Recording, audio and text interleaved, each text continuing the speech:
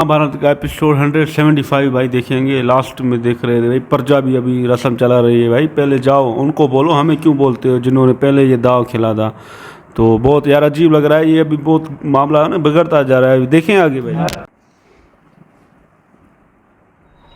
तुम्हें ज्ञान था कि द्वारका में ये सब हो रहा है? हाँ दाऊद, कुछ समय से ऐसा हो रहा है। मैंने रोकने का प्रयत्न किया, किंतु द्वारकावासी बार बार अधर्म की ओर बह जाते हैं। नदी जब झरना बनती है तो उसकी गति और बढ़ जाती है। समाज भी जब अधर्म की ओर चलता है तो शीघ्र ही अधर्म में डूब जाता है। इस सब के लिए युधिष्ठिर दोषी है। उसने उस द्यूत सभा में अपनी पत्नी को दांव पर लगाया और अब समग्र आर्यावर्त में लोग उसी घृणित आचरण का अनुसरण कर रहे हैं। नहीं बड़े भैया, नहीं। दोष ना भ्राता युधिष्ठिर का है और ना ही भ्राता दुर्योधन का। दोष तो है उस धर्म का जो छल से बंध जाता है, छल के सामने अपने घुटने टेक देता है।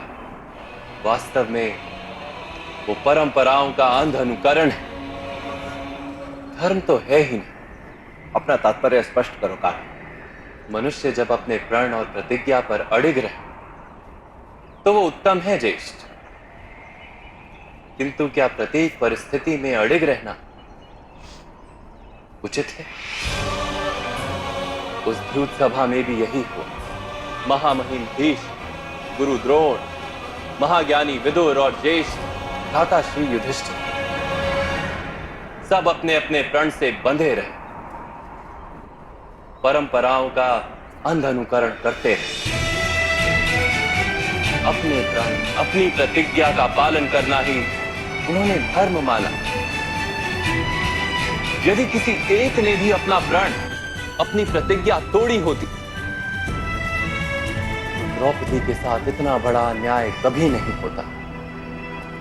तुम्हारे कहने का अर्थ क्या है कारण? क्या प्रतिज्ञा पालन उचित नहीं? धर्म एक वृक्ष है ज्येष्ठ, प्रण और प्रतिज्ञा उसकी शाखाएं और वृक्ष की जड़ है करुणा। शाखाओं का महत्व अवश्य है, किंतु जड़ जितना नहीं। यदि किसी की पीड़ा को रोकने के लिए प्रण तोड़ना भी पड़े तो वो उचित है। ले किंतु इस समय खंड में करुणा का नाश हो गया है समस्त आर्यावर्त में, समस्त जगत में। अपनी पीड़ा का मूल्य अपनों की पीड़ा से अधिक है और अपनों की पीड़ा का मूल्य समाज की पीड़ा से अधिक है। करुणा सूख गई है इस समाज में से।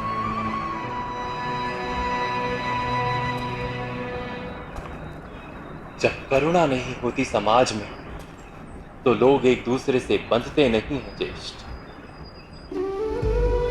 जो स्थिति आज द्वारका की है वही स्थिति समग्र आर्यावर्त की है। जड़ से छूटे वृक्ष की शाखाएं सूख कर लकड़ा बन जाती, ठीक वैसे ही आज के समय में धर्म निर्जीव बन गया। धर्म में प्राण फूंकने का समय आ गया है बड़े भैया। समाज को एक बार फिर धर्म का ज्ञान देना होगा। द्वारिका में व्याप्त इस अधर्म को तो हमारा प्रशासन संभाल लेगा कानून, परंतु मेरे समक्ष एक और बड़ी चिंता है। वो है समग्र आर्यावर्त में व्याप्त इस अधर्म के कारण कौरवों और पांडवों के बीच संभावित युद्ध। युद्ध तो अवश्य होगा दाऊद, समाज में जब करुणा का नाश हो जाए तो समाज स्वयं अपने लिए युद्ध निर्मित कर लेता है। कौरव तथा पांडव तो केवल निमित्त। नदी का तट होता है किंतु बाढ़ का कोई तट नहीं होता। इस युद्ध में हम भी तटस्थ नहीं रह सकते दाऊ। हमें किसी के पक्ष से युद्ध तो करना ही होगा।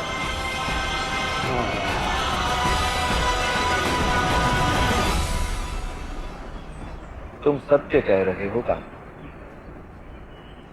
परंतु उतना ही बड़ा सत्य यह है कि जिस पक्ष में तुम चले जाओ वह पक्ष स्वयं धर्म का पक्ष हो जाएगा। अब सिद्ध करो कि मैं असत्य कह रहा हूं।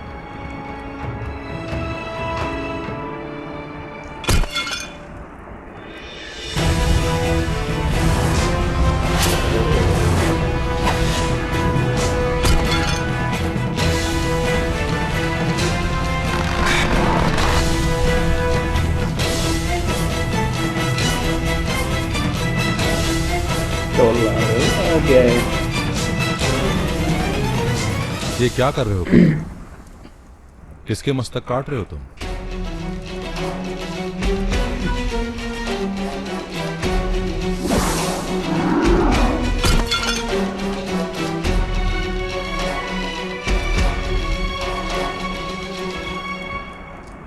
वो मस्तक आपका था।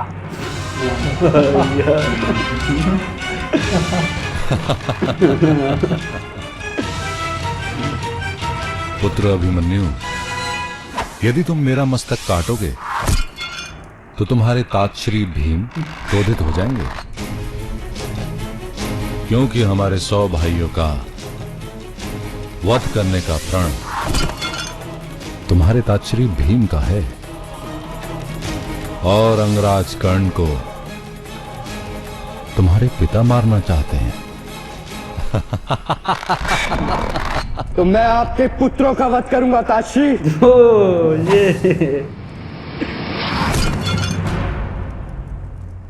ये पे देला भाई। पितामह धृतराष्ट्र का रक्त जिन जिन के शरीर में होगा बह बह कर भूमि में समाएगा।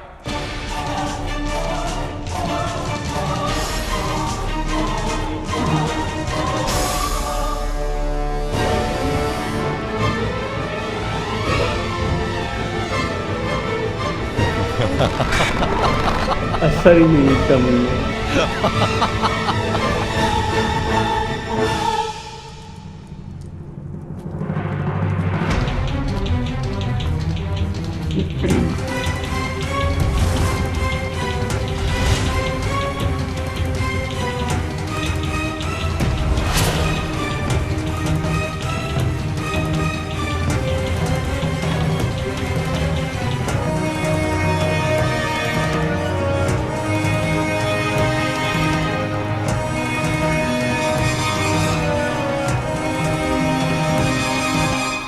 पुत्र अभिमन्यु, और भी 2 मस्तक हैं जिन्हें तुम काट सकते हो।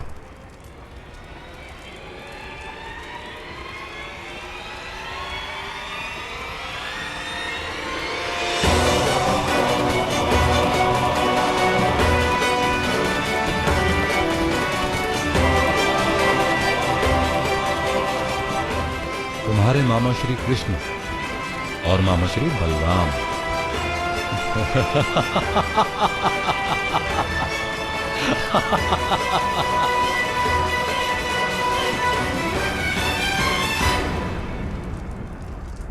क्योंकि तुम्हारे मामा श्री ने हमारे पक्ष का चुनाव किया है।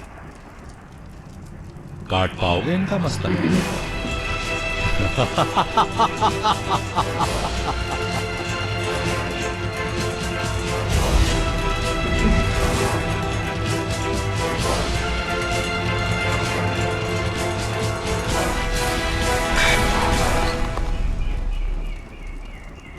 जिस मटके में एक बार भी विष भरा गया हो उसे फोड़ दिया जाता है ताश्री दुर्योधन।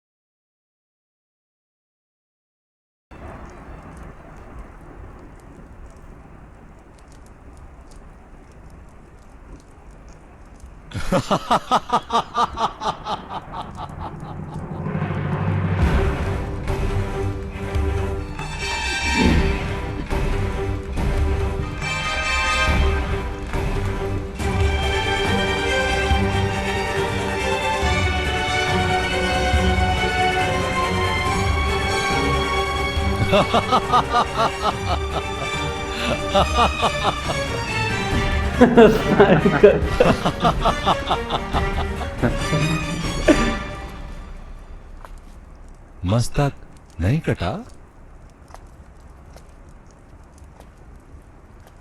क्योंकि मेरे दोनों मामाश्री के मस्तक में अथन का साथ देने का विचार चंद ले ही नहीं सकता।